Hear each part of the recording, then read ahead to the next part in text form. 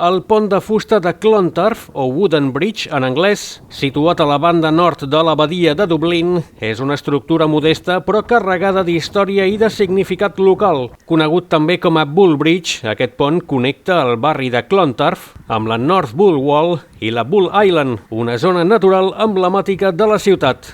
Construït l'any 1819, el pont formava part d'un projecte d'enginyeria més ampli, la creació de la Bull Wall, una escollera destinada a evitar l'acumulació de sorra al canal de navegació del port de Dublín. En principi, el pont havia de ser una estructura provisional per a facilitar el transport de material durant les obres de construcció de l'escollera, que van ser duts a terme entre el 1820 i el 1825. Tanmateix, un cop acabat el projecte, els residents locals van oposar-se a la seva demolició i és que ja havia esdevingut un pas molt útil i popular. D'un punt de vista estructural, el Wooden Bridge és un pont relativament senzill, una passarel·la estreta de fusta, que d'aquí li ve el nom, dissenyada per a permetre el pas d'un sol carril de trànsit. Aquesta limitació fa que el seu ús estigui regulat i requereixi precaució, especialment perquè també és freqüentat per vianants i ciclistes. La seva configuració lineal i la baixa altura s'adapta a l'entorn costaner i als terrenys sorrencs de la zona.